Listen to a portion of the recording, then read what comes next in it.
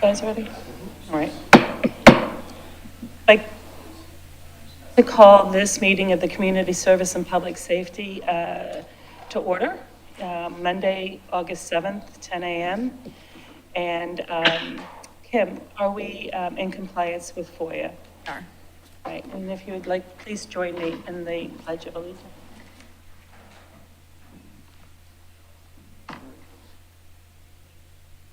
Pledge allegiance to the flag of the United States of America and to the republic for which it stands, one nation, under God, indivisible, liberty and justice for all.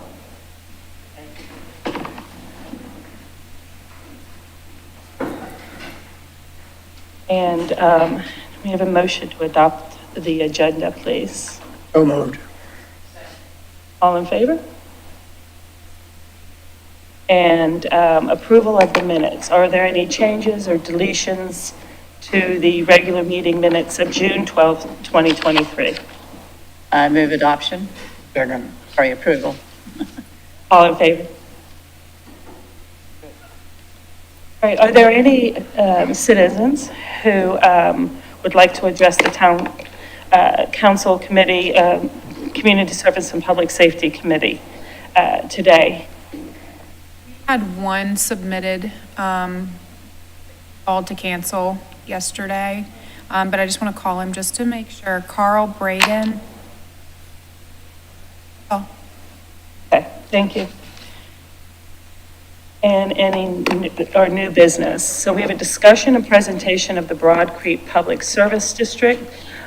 Is Mr. Fugate, who's the operation manager of Broad Creek Public Service District, available for that discussion? Madam Chairwoman, it appears that Mr. Fugate may not be in attendance this morning. So, Josh, having said that, should we just move on and put that on the agenda for another date when he is available to? Yes, ma'am. We had contacted him prior, but we'll look at rescheduling this for a future date. Okay. We also have a discussion of a proposed ordinance 2023-17, amending Title 12 of the Municipal Code of the Town of Hilton Head Island, Motor Vehicles and Traffic Control, to revise regulations related to beach parking. And again, Josh, thank you.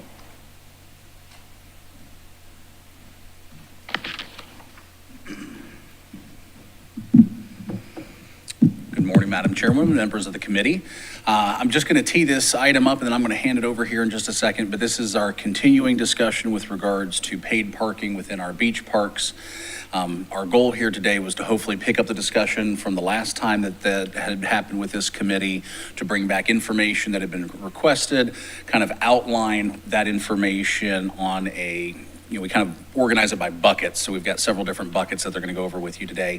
And then ultimately the leave behind is a draft ordinance that will allow us to start talking from a policy standpoint about what recommendations do we ultimately want to make from the committee up to town council as this moves forward. So having said that, I'm going to turn the presentation over to Mac DeFord, who's with the Paglariti Law Firm, and then Brian McElwee, who's with the town, and they'll handle it from here. Thank you.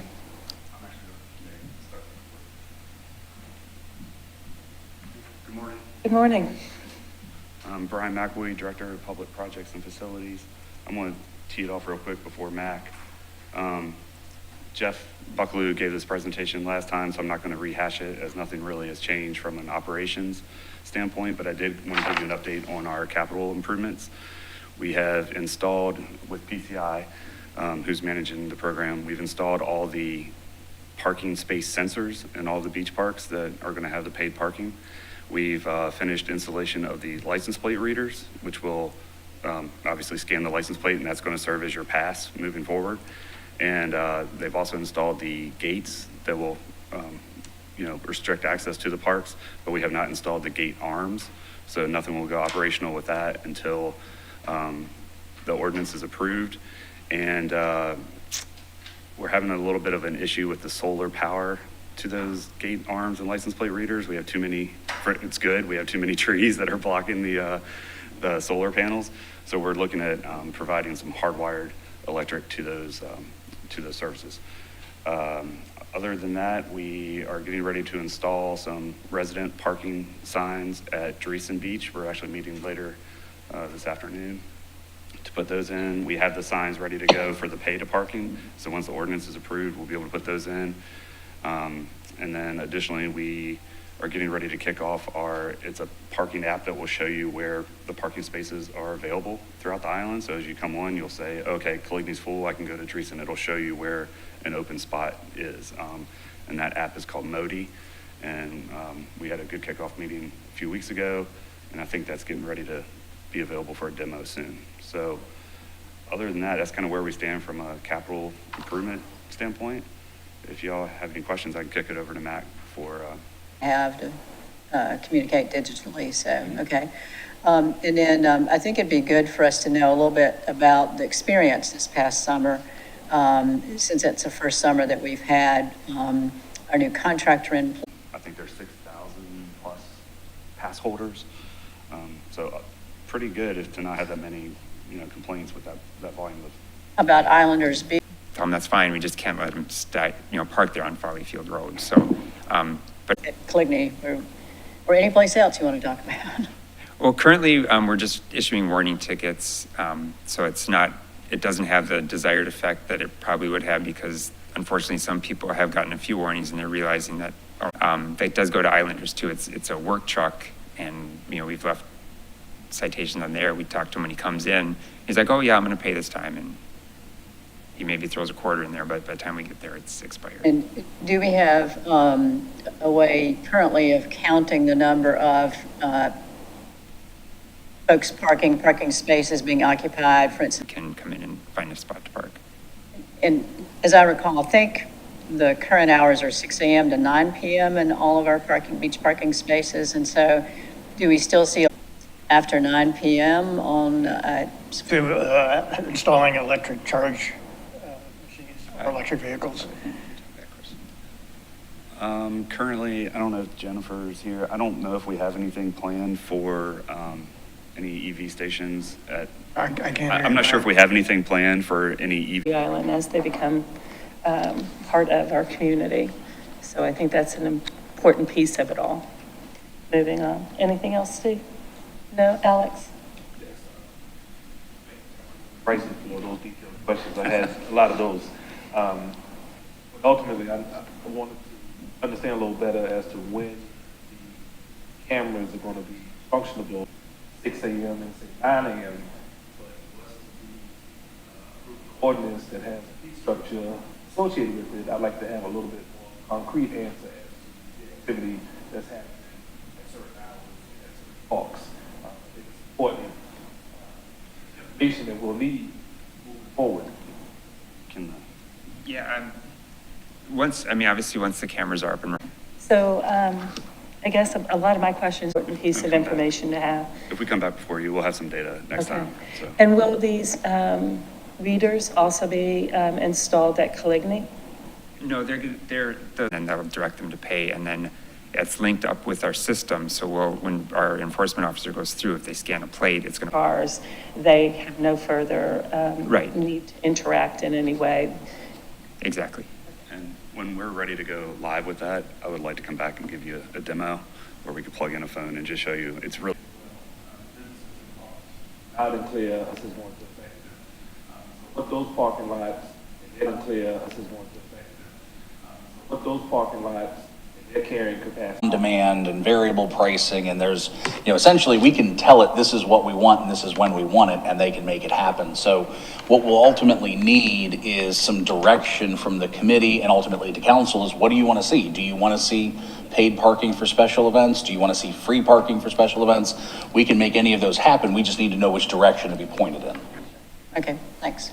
And I'll just add to the caveat, to this, my caveat, which is one that I guess I say all the time. Our island is special because of the number of special events that we have, because of the happenings around the island that our residents take full advantage of. And it's an easy, wonderful, enriching place to live. And I want to make sure that we continue to be that, both for our residents and for the visitors who come to enjoy the free concerts in the park, et cetera, that we have.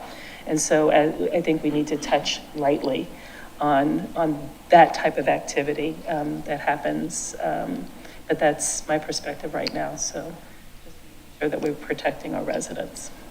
Thank you.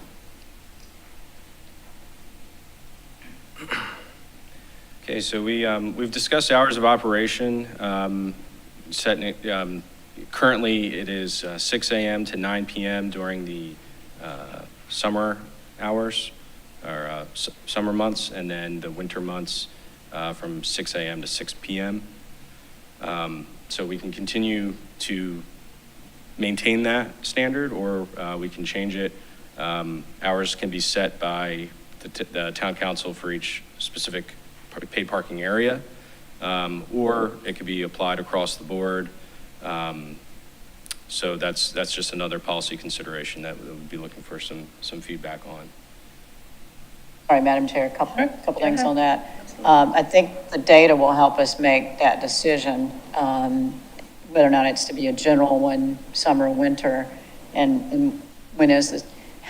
I think we have summer all year long now, but the other question I have is, again, going back to special events. If the symphony is in the park, or some of the music in the Low Country Celebration Park in the summer doesn't end until 9, a lot of people don't want to have to leave early and go move their car. So do we need to look at a different timing for that? And then also we have the Lantern Parade. I think it's November, if I'm remembering, or either October, I think it's November. And that affects Poligny parking area as well as Alder beach access parking. So I think we need to think about those kind of activities as well when we're looking at the hourly operations. And I think the structure that y'all are proposing is that would be set by resolution of town council as opposed to including in the ordinance, because every time we have a special event, I don't want us to have to amend the ordinance, So the town manager would oversee for the special events. And so for your scenario where you have a permitted special event that goes after 9 p.m., say, that special event permit would allow for that parking to continue through whatever time is listed in the permit. Yeah, we need to make sure about that. I know there have been some issues, particularly with regard to when bathrooms got locked at Low Country Celebration Park and when the symphony was ending. So we need to be mindful of this because it's a great space for special events. Don't kid me. Don't think I'm thinking otherwise. But let's make sure that our expectations and our operations meet what is happening. So just a quick, perhaps the parking special event piece of it gets tied to the special event permit itself so that it's very streamlined and no issue comes up. So if the both are done, if the special event permit, extends to whatever the time I'll make it up, 11 o'clock at night, then the parking permit also extends to there. So it's seamless across the board. And I think that might, and just a note, the bathrooms being locked that day, I think was a malfunction of it wasn't an intentional event. It was a malfunction of the locks that happened. So we do our best to make sure that everyone has access and is really welcomed and easily able to use our facilities and enjoy the free happenings here on the island. So patience with us. No, of course. Okay, and we have some updated maps here. So again, this is the map. I will just point out one area that we're going to change is that Castnet Drive beach parking area will just be included in Chaplin Park, so there won't be a separate label there. So this is the map that will be in the ordinance, and we'll see that a little bit as well, but it's just going to clearly mark where these parking areas are and then label them as well. You could hold up, sorry, Madam Chair, on this map right here. One of my expressed a concern before about including the maps in the ordinance. I think description of the areas, yes, we've got to have that. But for instance, again, Alder Lane, beach parking, you can't park all the way down that pathway to Cordillo. That map is wrong. And then on the right-hand side, on Coligny Circle, I don't recall there being any parking. These two. On the one side. There is on the North Forest Beach side, but not on the South Forest Beach Drive, unless there's been parking added this summer that I haven't seen. I think what we were thinking is to not border it out, but just, sort of have a pin on the Parking lot. And my question is, the previous one, the Castnet area, we were looking at maybe other use of that. Don't know what, if anything, may happen in the future. But, then we're going to have to go back and amend the ordinance to take care of a map change. So my preference, unless there's a legal requirement for including the maps, is not to have maps, but to have the area described in the ordinance, whatever's legally required only. If you end up adopting rates by resolution, then we can correspond those places with the rates in the resolution, which gives a lot more flexibility that if we do need to make changes, much easier to do so with a resolution. Thanks.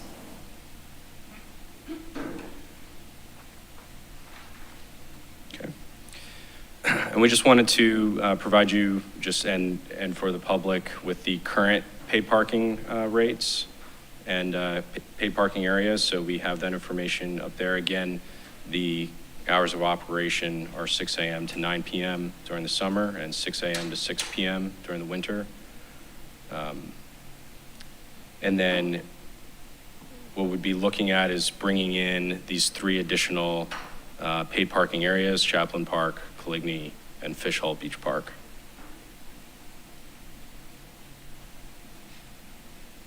I have a question, Madam Chair. I guess 2 things. One, not that I want this slide to get much busier, but can we have the proposed rates and the current rates on one sheet as we move forward in presentation? And I guess my second question is, do we have any particular reason behind the increase in the rates? From what the current rates are Yes. to, so this is just based off of the Walker study again, just a sample of numerous jurisdictions, and that was the average of the prevailing market rates. So it's what was provided in that study. So we're not suggesting the rates right now. We just wanted to provide you with that information from that study and then show you also what the current rates are.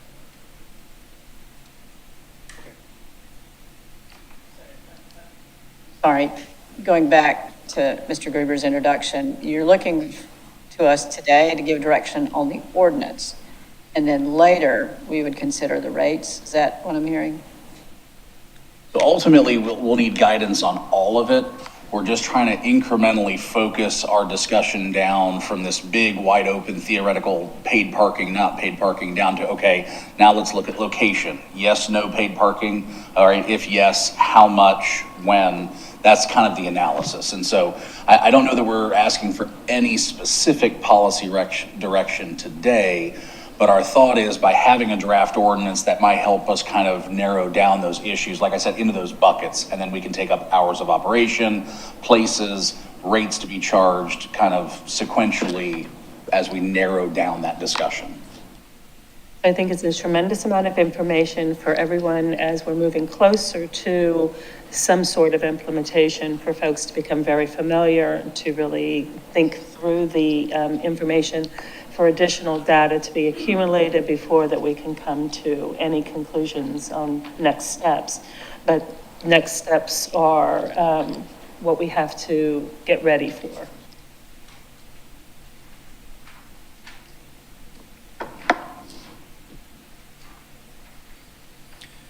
For rules, regulations, and exemptions, we have standard rules and regulations, no parking outside of the hours of operation, no parking on any unauthorized zones, and then certain areas that may be reserved for emergency vehicles only.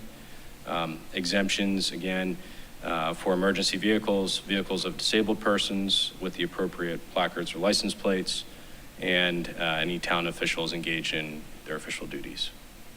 And then an exemption of paid parking for permitted special events as approved by the town manager or his designee. And I know we've discussed that, so we'll put a pin in that one.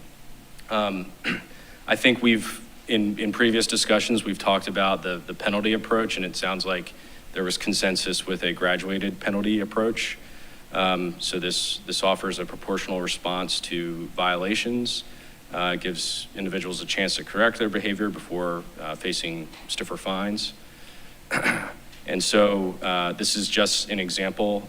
This is not, these violation amounts, the fine amounts don't reflect what we're recommending, but just sort of as a starting place and based off of some of our previous conversations. So a first violation could be a $50 fine, and then also a reminder of the parking rules, which could be included on the citation or along with it.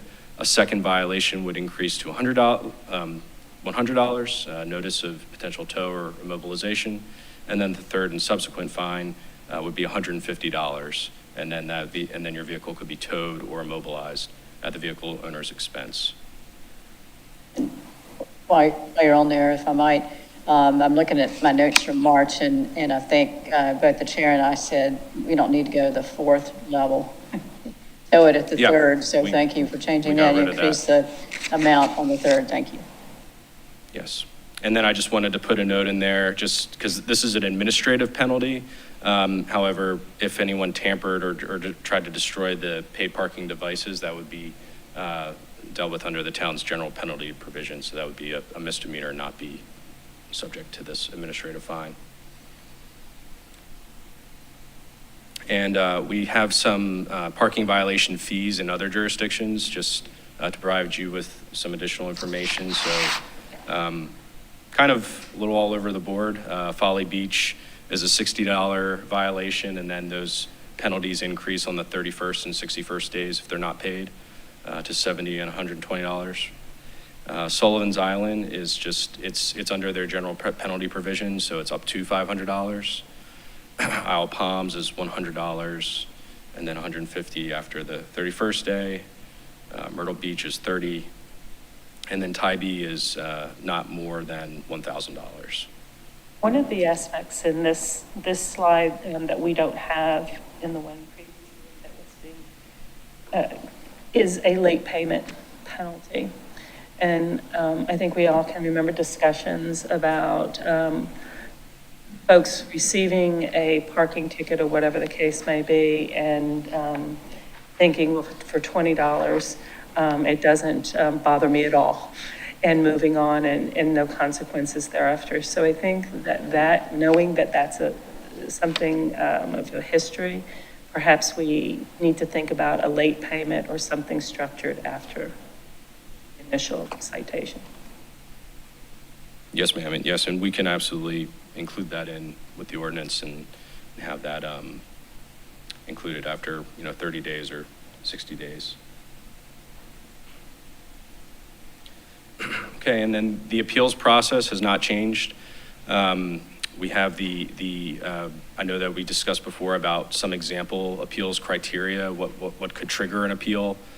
So if there is incorrect or missing information on the ticket, like the wrong license plate was written down, that could be the basis for an appeal. If they have a valid resident permit, but they still received a citation, that would trigger an appeal. If there are any issues with signage or markings, any sort of emergencies, or any sort of defects in the parking technology. And so we've structured the draft ordinance with sort of two layers for appeals. The first appeal would go to the parking authority. So for example, PCI, they would make a written appeal to PCI, and within 30 days, PCI would review that appeal and then issue its decision. And if the person making the appeal disagreed with that decision, they could appeal that to the town manager. And then the town manager would review that and then make his final ruling within 30 days. So, and that would be a final ruling. It could be, I guess, appealed to the courts after that, but that would be it for as far as the town is concerned.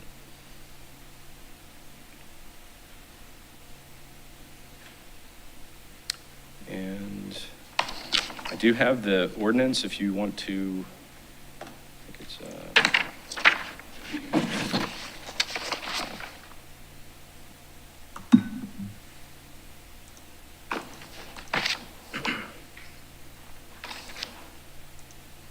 make sure, let's see.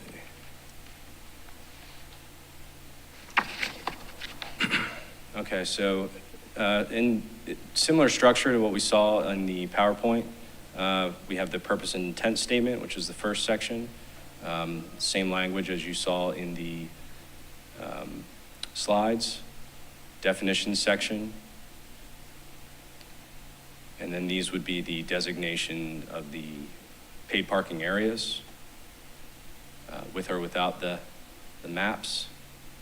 We would remove that as depicted further in Table 1.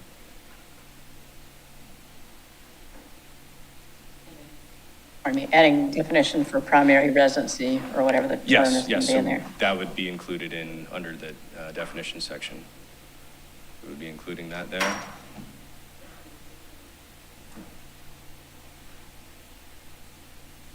And then this 12-514 would be the fees, payment, and enforcement section. Just states simply that the parking fees are to be established by resolution of town council.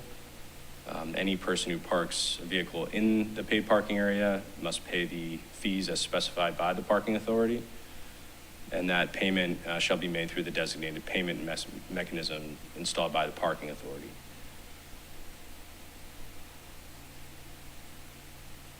And then subsection D grants the parking authority to issue the administrative citations and then taking any other appropriate measures to ensure compliance, such as vehicle mobilization and towing.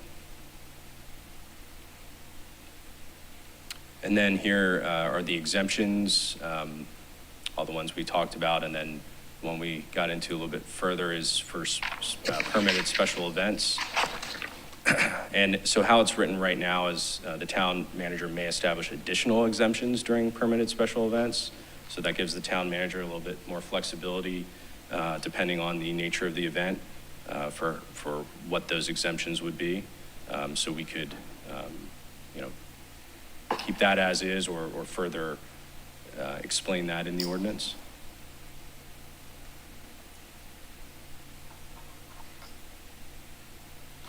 Okay, 12-5516 is the resident beach pass section.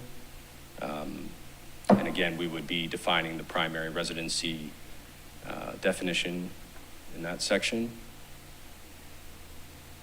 And would establish the yearly fee for resident parking passes by resolution unless at some point that may change. Or try to defraud the paid parking device, and it makes that any offense under that section punishable under our general penalty provision. 518 is rules and regulations.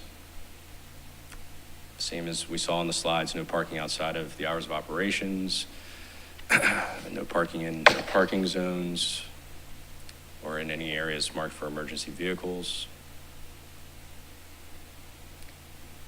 519 is hours of operation, and there we have, that would be designated by town council. And again, depending on if we wanted to continue with our current hours or modify them, but those would be set by resolution.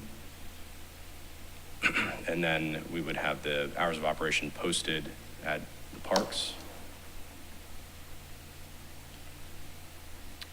And 520 is our administrative penalties and fines. Same as we just went through, same exact language. We do have here that if the vehicle is towed, remember we do have a schedule of fees for towing, so there would be an additional tow fee for a vehicle that's towed. So I just wanted to point that out, that there would be the administrative citation with whatever fine is assessed with that citation, and then there would be a fee for towing as set forth in that schedule of fees under Chapter 4, Article 4, Appendix A. In addition to whatever the towing company charges? Or is that the charge that? That is the charge, that would be in the schedule of fees. So that would be assessed on top of the administrative.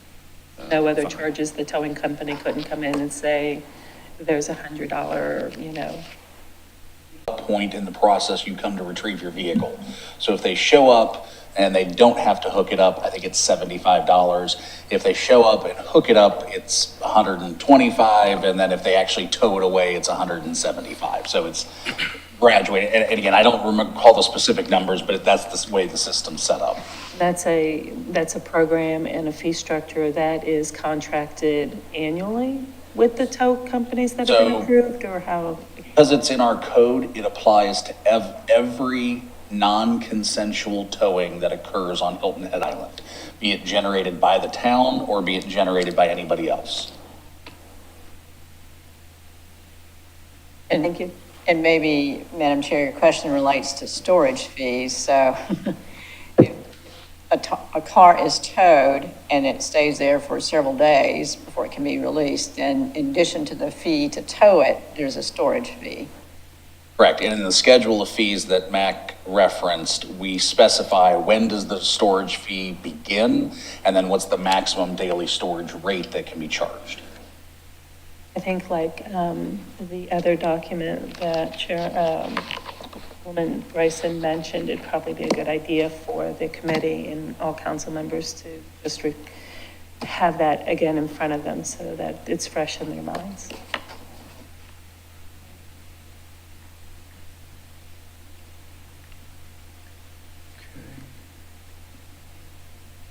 521 is the appeals, same appeal structure that we just went through. It just provides an exemption for that tampering with the parking devices. So again, first appeal would be made to the parking authority, PCI, for example, and then if the person was unhappy with the decision, they could appeal that to the. Pull back up my letter.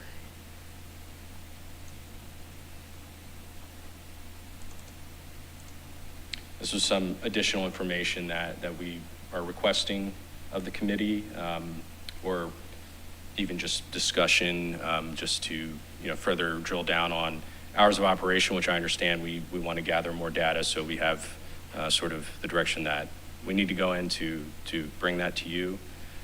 And then also the amount of fines, if there's any desire to have a discussion on the fine structure.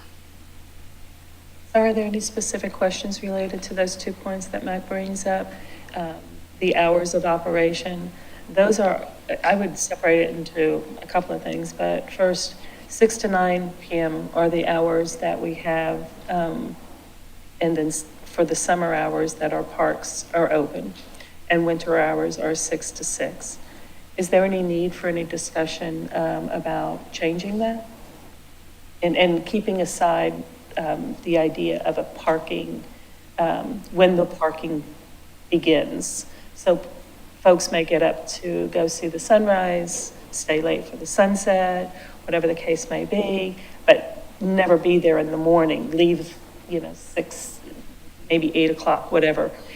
So parking fees would not necessarily be applied during those hours. So the question is, are we happy with those hours first? And are those also the same hours with further discussion, depending on data, that fees would be part of the beach parking plan? Is that what you're interested in knowing, if there's a reason, or do we just want to know whether or not we're happy with our parks being open those hours? Yes, I think do we want to maintain those hours? And so just for clarification too, it is set, the winter hours and summer hours are in accordance with daylight savings time. We probably should make that a point so that those dates Yes. are clear. Alex?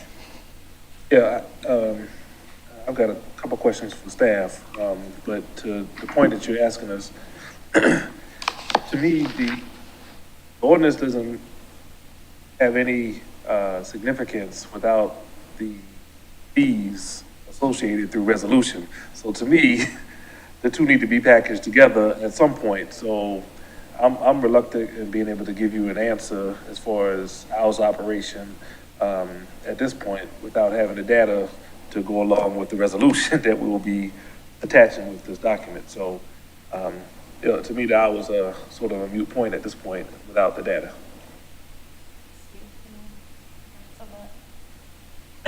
These hours look reasonably good to me. Betsy? I agree with Mr. Brown. We've already brought up several questions about hours of operation, and we need that kind of data and the drone information. What other kind of information we have from the ambassadors from PCI to be able to determine hours. I sure can't decide it today. And with the special events I mentioned, like the Lantern Parade in November, and then other events at Low Country Celebration Park, what does this mean if we don't have some clarification about those things? The other part of the ordinance, we're addressing permitted special events. But I'm wondering how we're going to deal with non-permitted events. For example, Chaplain Park is not only a beach park and a tennis place, but it's also a place that the Island Recreation Center uses for soccer, okay? So to me, that's non-permitted. I'm not quite sure how that's dealt with in the ordinance. I'm assuming that there'll be something that the town manager will be able to give some exceptions to, but to me, that locking it down with just permitted events may not give us the leeway in the ordinance is where I'm thinking. That's where some of the discussion comes into, and Chaplin's a perfect example, where it changes from primarily a beach access point to a soccer parents and practice and games. And so I think we've talked about that a little bit in the past and acknowledged that in that structure of how things can be turned on and turned off and changed throughout the year, that's what will likely, in my opinion, should happen at Chaplin, for instance. When the parking needs change, so does the parking fee requirements and the use of the park changes, because you're right. Oh, okay. Anyone else? Another question for PCI. Sure, absolutely. Do we have any anticipation of additional costs associated with when we go live for enforcement and that sort of thing? The only additional fees would be if we choose to increase the enforcement hours. Right now, it's just, since we're only writing warnings, we're doing kind of an abbreviated schedule. But if we choose to go with longer hours to match the hours of operation, then that's the only increased fee would be labor. What are those abbreviated? I'm sorry, I'm not. Right now, I'm sorry, it's Wednesday and Thursday, it's from 12 a.m. to 4 p.m. And then on the weekends, it's 8:30 a.m. to 4:30 p.m. And if there's events, then they stay longer. But typically, that's the schedule right now. So when we receive the data back, and if we decide to go with a full-fledged 6 a.m. to 9 p.m. hours of operation with full enforcement, then there's a chance that we will have a cost increase as far as you being able to man that. Is that correct? Yeah, for labor payroll. Yep. I think that's going to be important, Mr. Gruber, that we have some sense of what that cost is going to be to help us as we sort through what the fee structure looks like. Yes, sir. And I neglected at the beginning of this meeting to welcome Councilman Ames to our meeting, who's attending today. And at this time, I'd like to invite you. Do you have any comments, questions, input into this discussion? I do actually. Please join.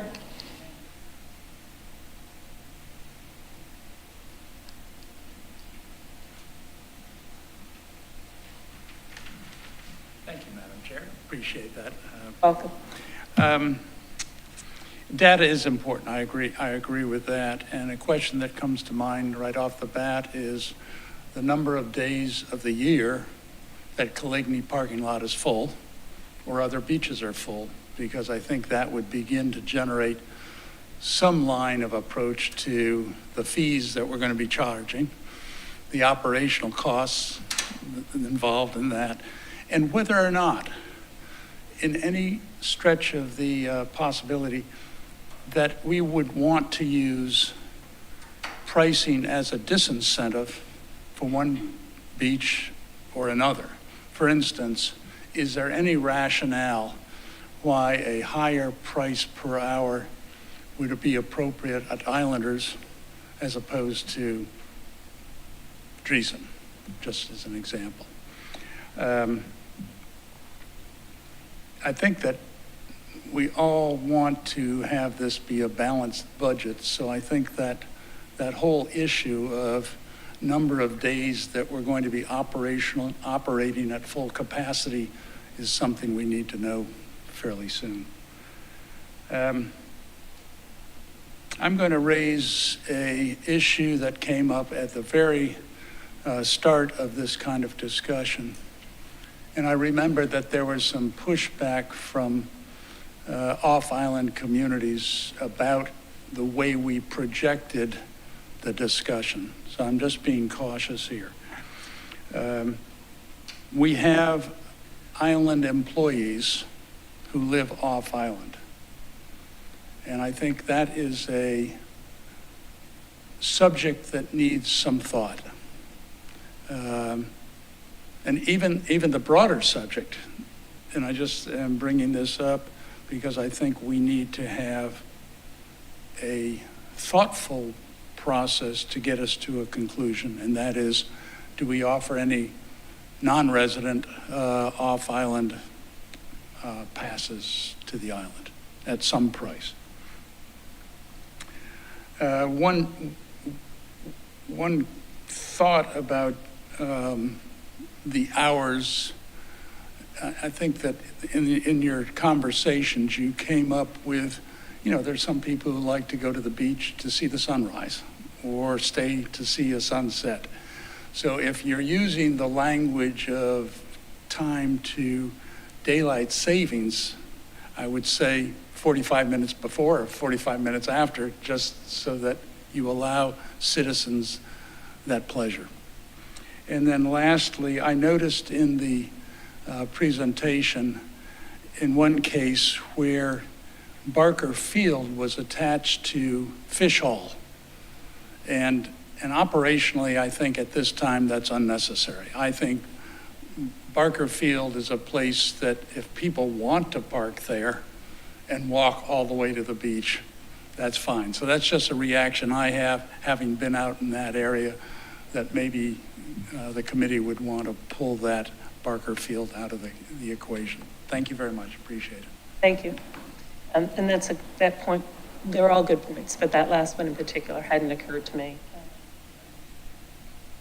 Worthy of further discussion, for sure. Anything else? One more thing, Sure. Mr. Gruber, there's a timeline associated with this particular project. I'm curious to know, is this timeline also on our town website, on our strat plan dashboard, or any, because I'm thinking that since the capital improvements and technology implementation that were to happen no later than June 1st, which we are past that and not implemented, this obviously is going to adjust our timeline. So I'm just trying to manage expectations from the community standpoint, if there's going to be some adjustments to this timeline. Yes, sir. We can make this information available and make sure that it lines up with the information on the dashboard so that the two are Perfect. uniform. Thank you. And I would say along with that, I think it was the hope and the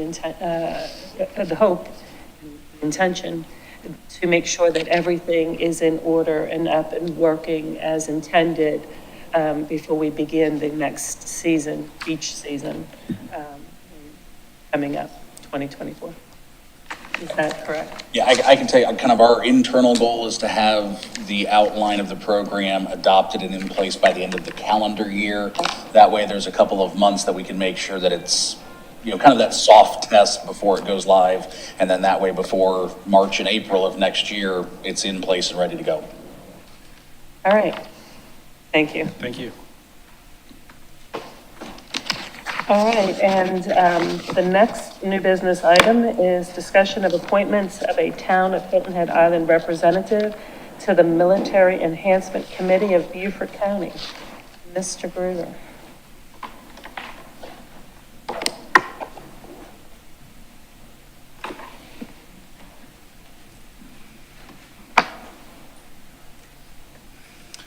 Alrighty.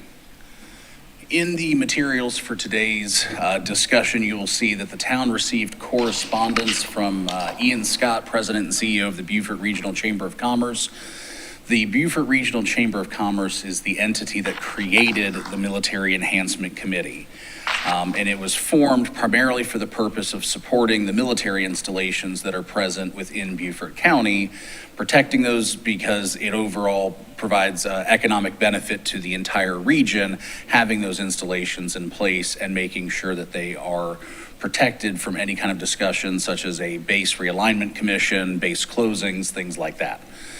So this group has existed for a number of years with that as its purpose.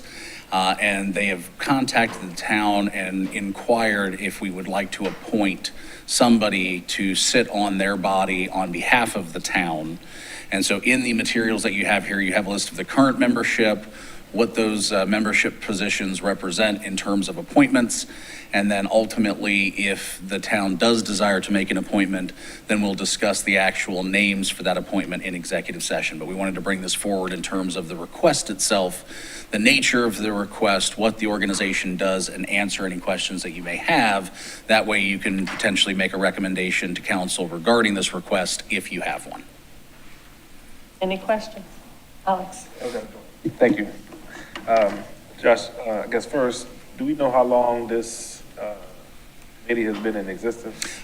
Yes, and if it's not in the memo, I can tell you it goes back, I believe, to the early 2000s. At a time when the federal government had started talking about cutting the military spending and closing military bases across the country. That's when this entity was formed. It was historically funded by Beaufort County in terms of financial contributions, and those contributions were used primarily to secure lobbying services in the DC area, so that as these discussions were occurring, that Beaufort would be represented in terms of protecting its interests in the base. Because we've got the air station, the Marine Corps Recruit Training Depot, and then the Naval Hospital. So all three of those are under that umbrella of what they try to protect. So early 2000s is my best recollection that they've been in existence since. The 100K that they're receiving from the county is basically used for lobbying. That is my understanding. And are they operating under any bylaws or? So they operate as a committee of the Beaufort Regional Chamber of Commerce. And so that's the entity by which this group was created. If they have any specific bylaws, we were not provided a copy of them, and there's not one posted on their website, but we can certainly inquire if they have one and then share it with y'all.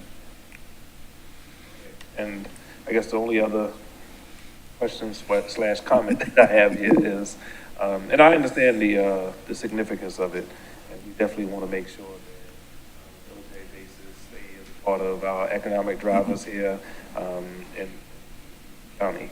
But the connector back to us as a council, I think needs to be well defined.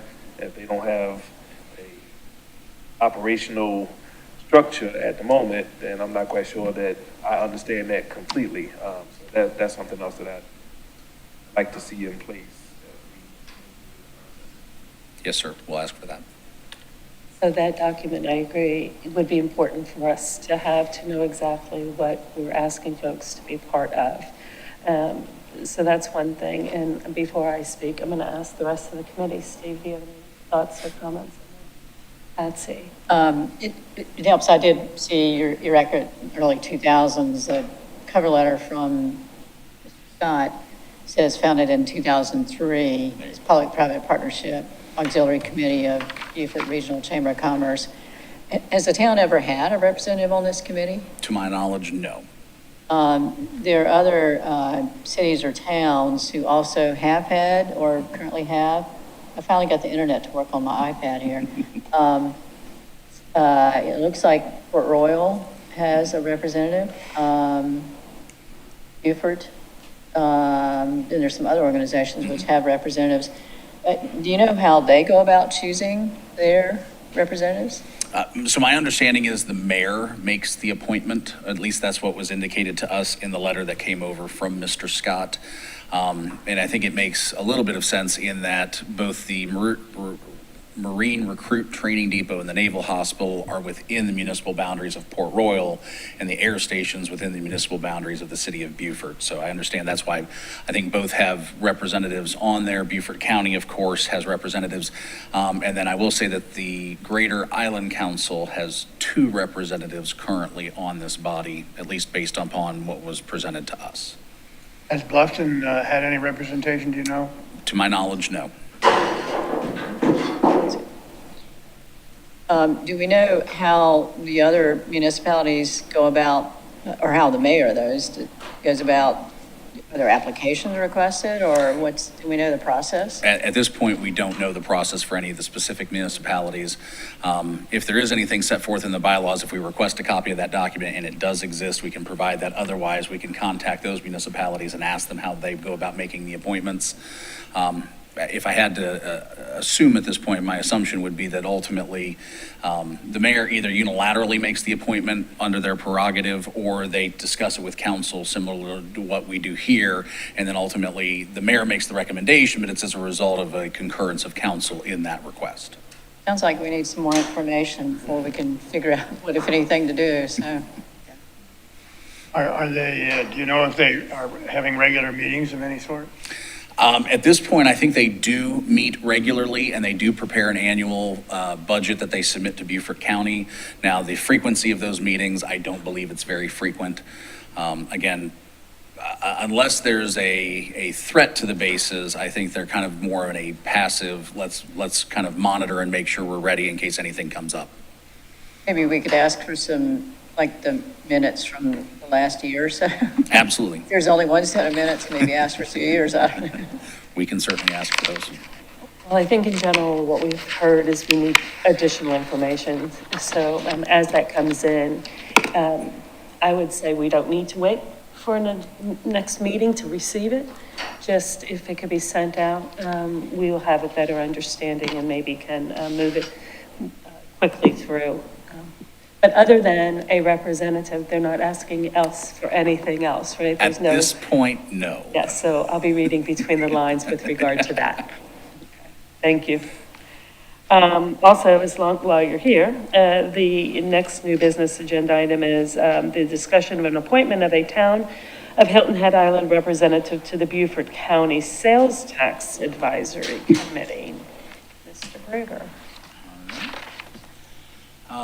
Similarly to our last discussion, this matter came about as a result of Beaufort County adopting Resolution 2023-32, wherein it created a sales tax commission pursuant to requirements listed under state law.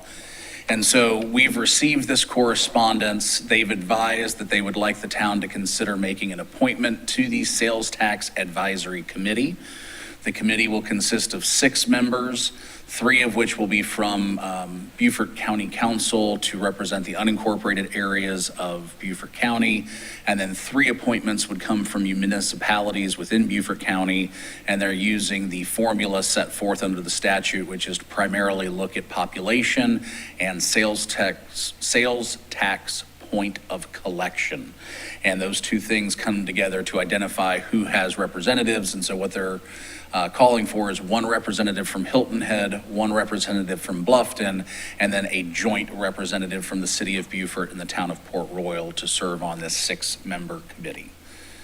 Also included in the materials is information that the county provided purely as a preliminary basis and as a what-if discussion point in terms of how the penny sales tax could potentially be structured. This is the meat of what an appointee would really work on with this committee, is ironing out what is the nature of the sales tax, what is the dollar values involved, the timeframes involved, and the projects to be funded.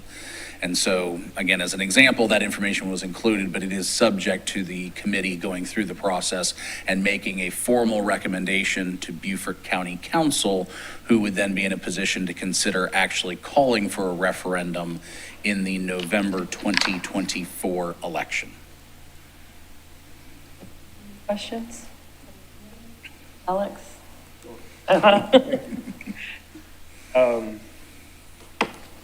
I wanted to make sure I got the formula right. So as far as the representation that's being suggested, municipal side Yep. is population and sales tax collection. Correct. So basically what we're saying is that the city of Port Royal together Mhm. and Bluffton by itself all equate to what we contribute in our population ratio. Yes. If I understand the math correctly, we are just shy of otherwise qualifying for 2 appointments based upon population and sales tax point of collection. Had it been a couple of years ago, that might have been the case. Now the town of Bluffton is expanding. There's more activity there. So our percentage as You don't have to answer this today, but I'm curious of how shy. I understand the county council has already voted on this, okay, but I think this may be an opportunity for us to have the conversation with our counterparts as far as what that really looks like, because all selfishly, I guess, want to argue here in Hilton Head that we are a major contributor, okay? And when it comes to transportation, we are a lot different than the rest of the county because of our water boundaries and sort of being a cul-de-sac, okay? So I guess I'm not as comfortable with just having one representative, okay? When you start to look at the task at hand, as far as identifying projects and that sort of thing, a lot of that's sort of baked already, okay? So what,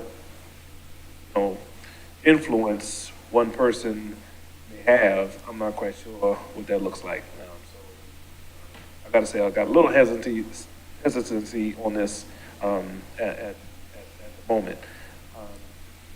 That's probably my biggest comment / question on.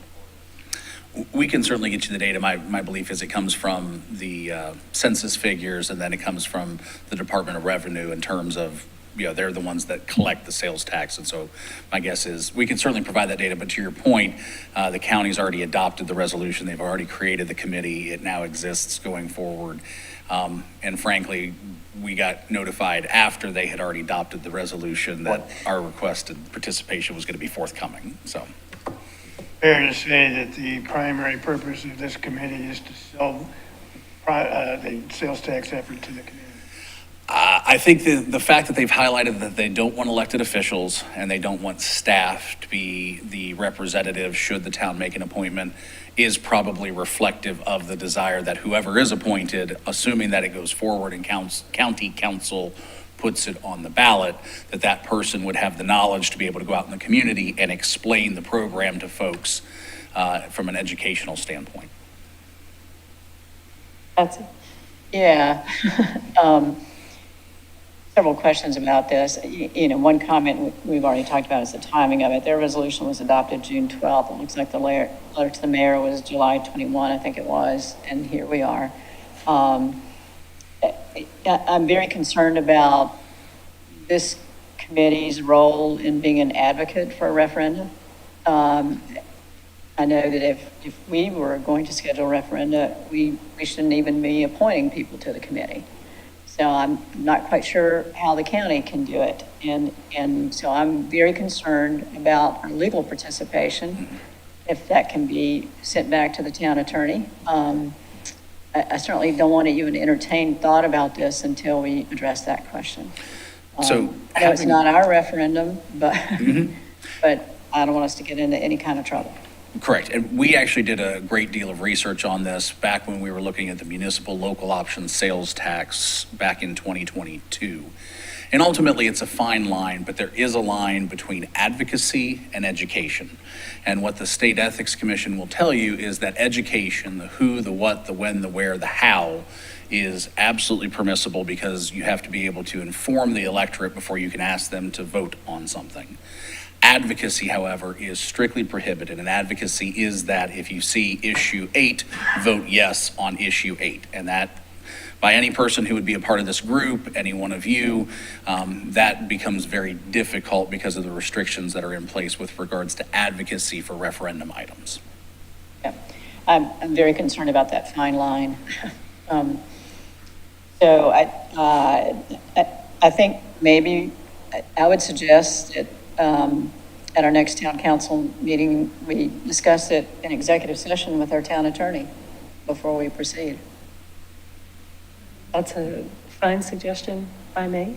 I would just add that any participation, I'm very skeptical of, because I don't want it to seem as though we have endorsed, one way or the other, a referendum on this matter. And so that's my concern. Good at that. But if we can, if this is what you're looking for, I think what we need to do is move this to town council for an executive session discussion with regard to it. I see that they said something about mid-August, right?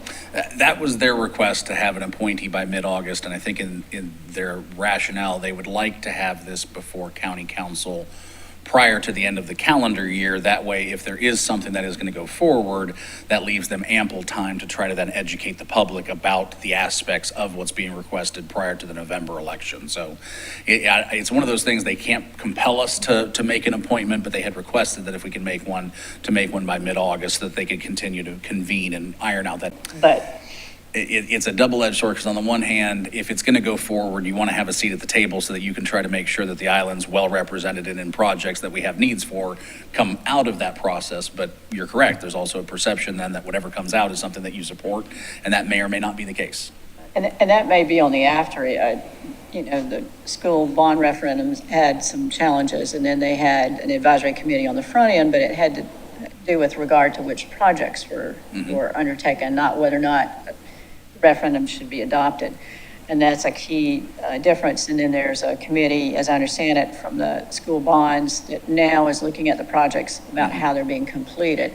So I think on that side, if there were such a referendum adopted, then we definitely need to have voices on the other end. So it's almost a little bit of a chicken and the egg, because in order to adopt the referendum, you have to have the projects listed in that document at the time that it's adopted. And so my understanding from this committee is that is what their function and role is going to be, is to help identify what are the projects that they want to include in that proposal to county council for their consideration. It's certainly not evident from their resolution language.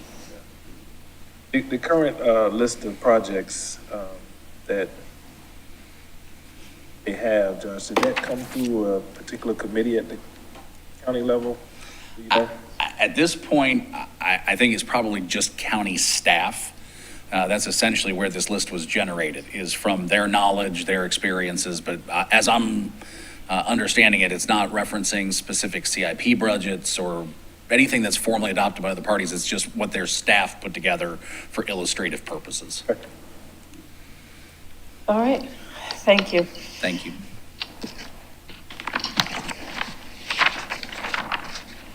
And do we have a need for an executive session at this point? I believe that we do, and for discussion of personal matters pursuant to the South Carolina Freedom of Information Act 3470A1 related to town council appointments to town boards and commissions, specifically the BZA and the Parks and Recreation Commission, and I should go back and say Board of Zoning Appeals, BZA. Is there a motion? So moved. Second. Okay, all in favor? Thank you, everyone, for attending, and we'll be back.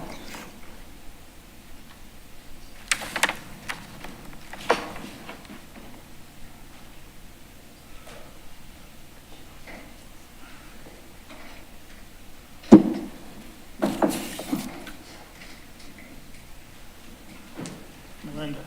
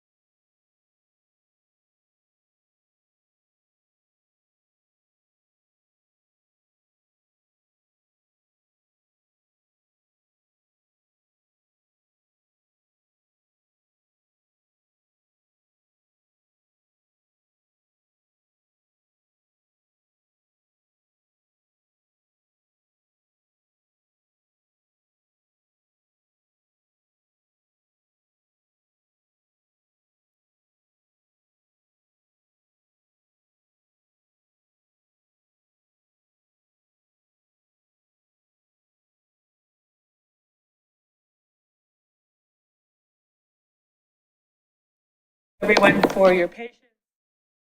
Return from executive committee. Can I have a motion to come out of executive committee? So moved.